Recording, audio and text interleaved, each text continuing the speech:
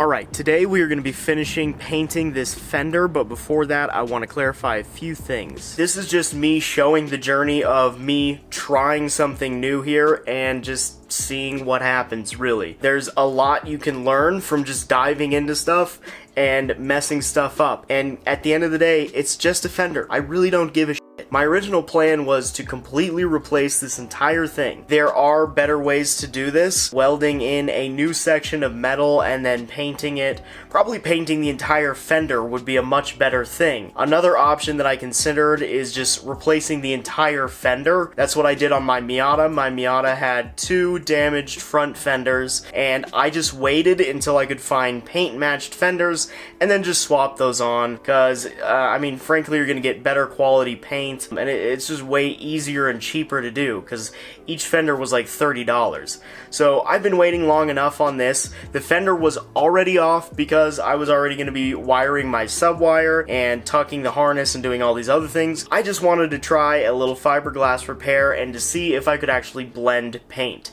So I don't have a ton of experience painting stuff. I've painted a few things. I've never blended anything. I'm just showing you how I'm f***ing my Fender up. If you don't want to follow that, then don't. I don't care. I would really rather pay professional body people to take care of this stuff, because I don't want to do it, I don't enjoy doing it, and I'm not good at it. So I did want to up my skills, and it would be great if you could do like paint corrections and things like that at home. I'm still going to practice, and this is a great car to do it. You know, again, like, this is a literal $1,200 hail damaged car. A big part of why I got this was to experiment with bodywork and see if I can make the car look a little good. At least on the Miata, like, all of my modifications had to be pretty much functional. I've never really paid too much attention to just body care in general and body work.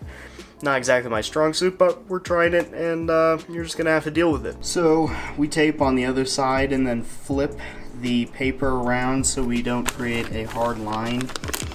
We may end up with a little bit of one. I mean, there's always going to be a line, but we're going to do our best.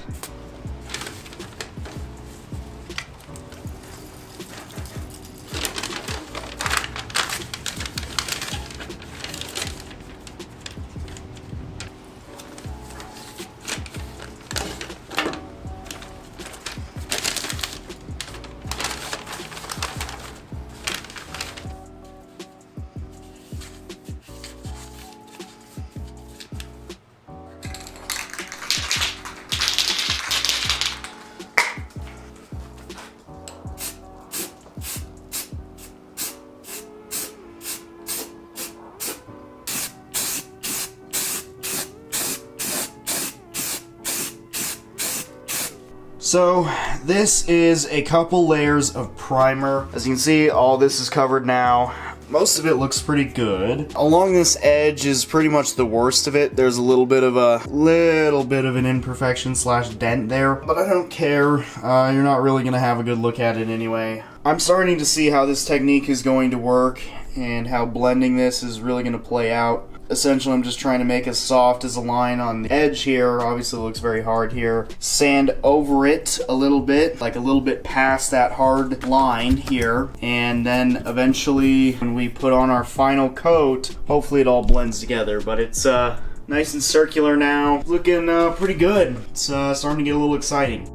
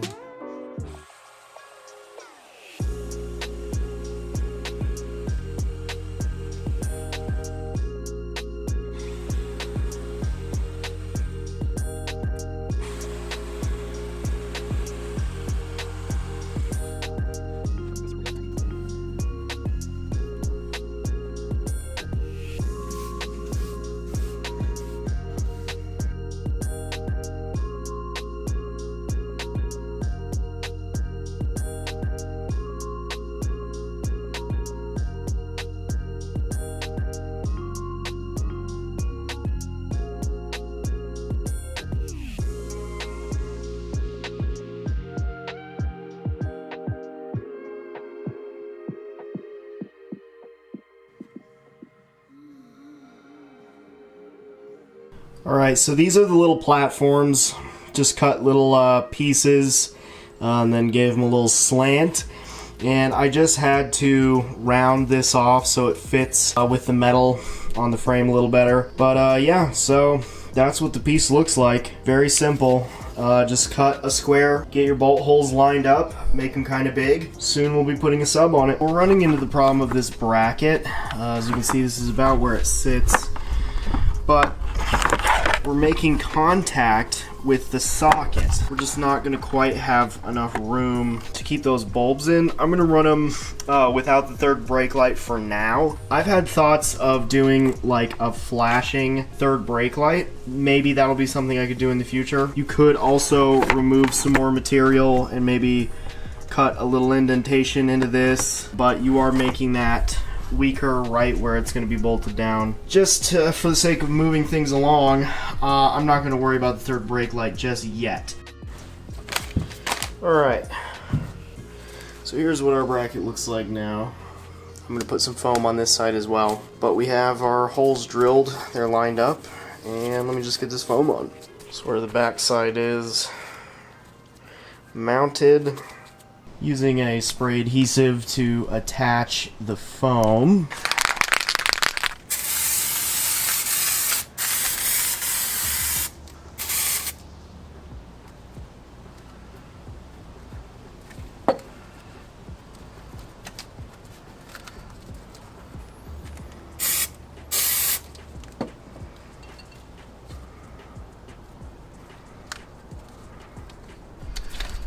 All right.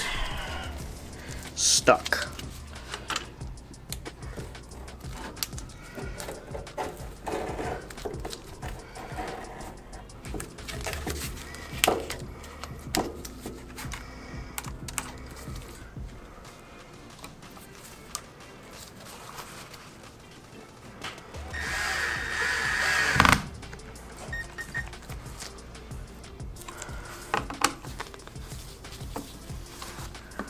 So there it is on its little mounting block, nice and insulated.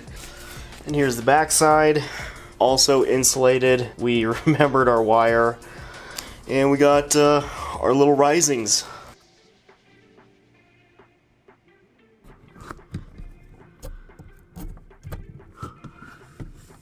Alright, here is the final product. I used Loctite on the bolts with a locking washer and a couple extra washers. They are all tight. I'm gonna turn it on and see how it sounds, see if there's any rattles. So I blasted the sub on the way to work, and it seems to be working out pretty well. Well, I guess the adhesive didn't really hold the foam down, but that's alright. Sounds pretty good anyway. It helps when working on a Japanese car that you use Japanese sandpaper, so that everything comes out JDM as possible.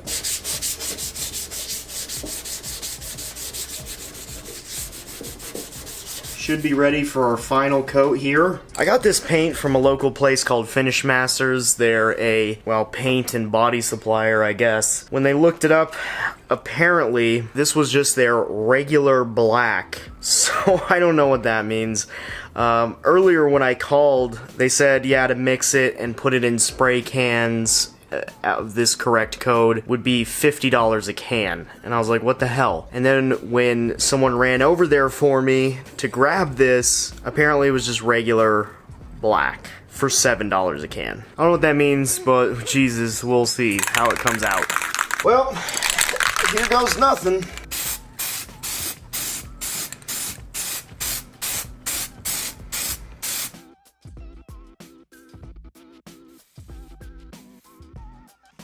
There it is, final coat.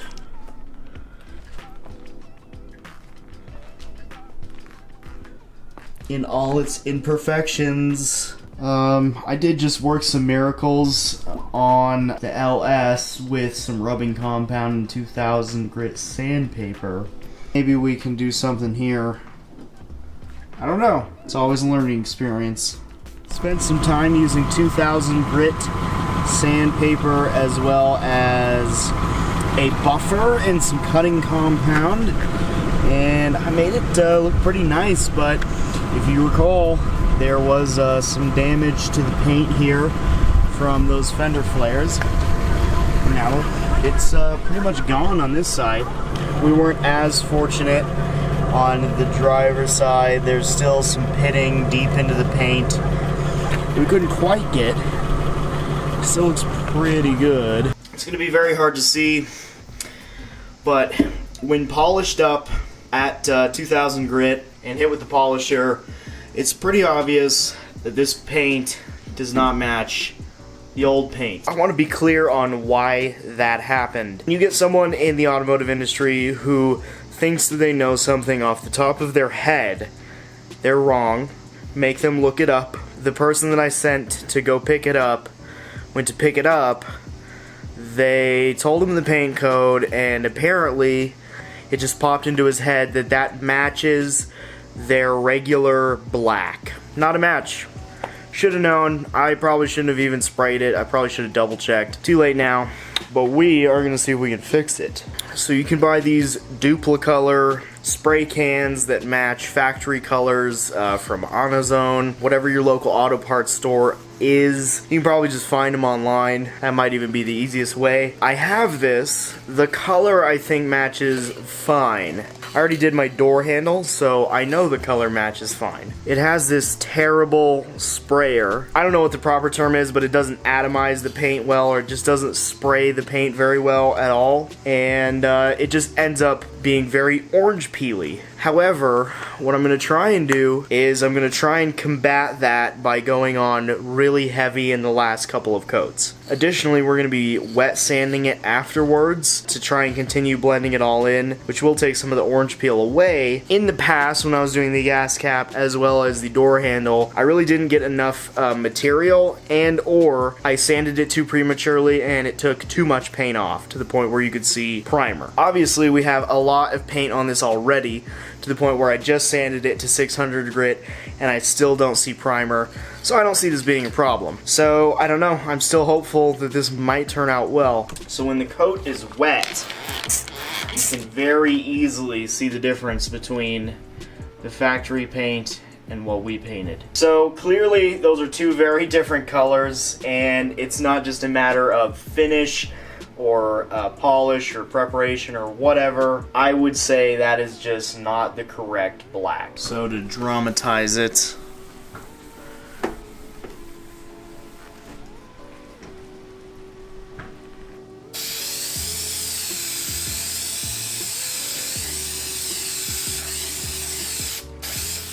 alright, well, I already have contaminants.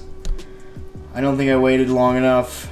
So I ask you again, what the fuck? So that's GG. I'm just gonna have to wait. So as you can see here, had that color been right, I think we would have probably had an okay blend, to the point where you probably wouldn't notice it, at least from like 10 feet. My car is a 10-foot paint job car, so. But we have this metallic flake in the paint. It stands out in reality. I'm just gonna bite the bullet and order the absolutely correct paint online, hopefully, which is an Onyx 202 single stage non-metallic paint. So this other one is not even a single stage, and it is metallic. We're gonna make another loop, and I'm pretty confident that we'll get it. So it's come to my attention that when people roll these fenders on the LS400s, you have these plastic attachments. Obviously, like these little clips like this are one thing, but then you also have these plastic inserts that are basically used for screws to thread into them for the fender liner. I'm going to remove these now, because those can actually dimple the metal of the fender when rolled and pushed up against the metal from the inside.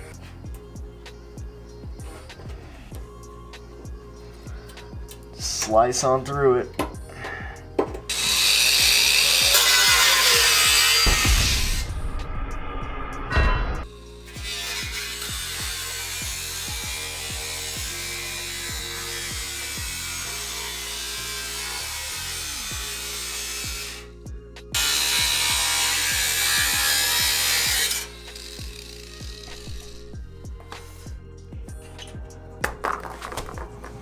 I just chopped the lip off the fender, left a little bit, so I'm gonna roll it so it does have like a nice roll to it. Just gonna spray this with undercoating and be done with it.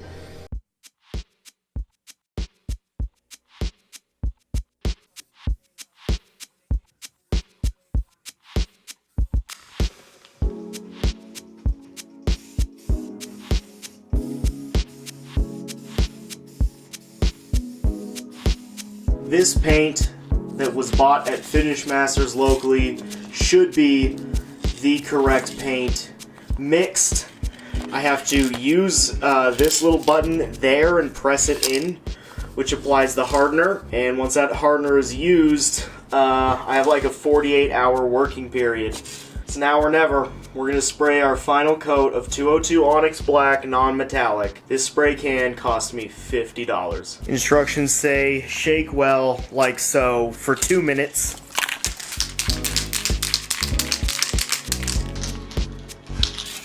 It wants me to like put that button on and slam it on the table. Wouldn't it make more sense if you slammed it the other way? You know, like...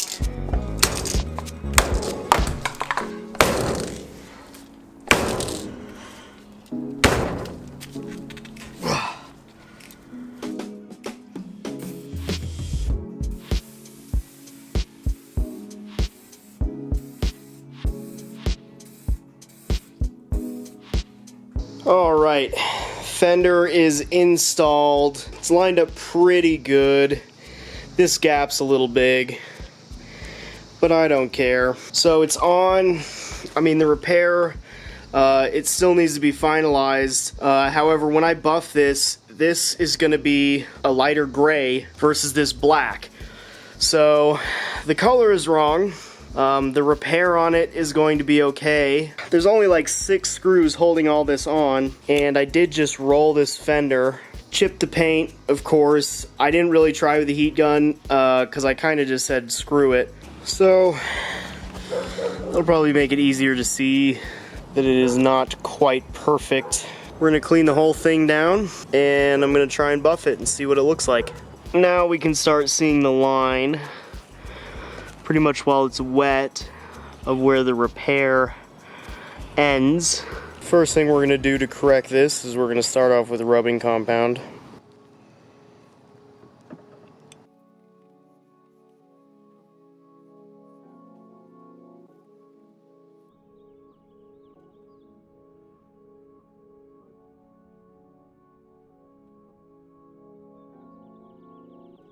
Alright, so turned out pretty shitty. You can see earlier in the video there's a spot that was simply too thin.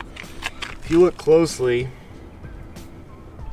you can see that this line, I mean, doesn't look too horribly bad.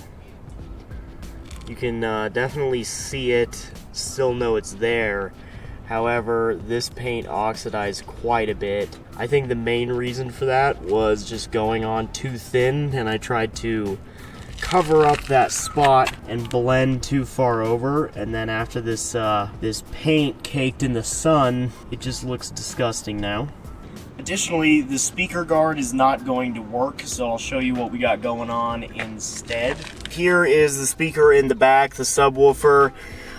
Basically I just have this cloth, and my mom helped me sew on some Velcro to the back of it and give it nice folded edges, but that is what I'm going to be doing instead of the cover, the speaker cover that used to be there. It also houses the third brake light. I have plans for another third brake light setup that would be a lower mounted one, and I could have obviously matched a little better, and I'm going to add some padding underneath this to even it out so it doesn't look like a literal towel. Underneath we just have the wooden piece, and we're just covering that up. I could use some hardware that's more flush. They do make hardware that would be flush with this. Point is, we can add some padding and clean up the hardware underneath this so it looks better.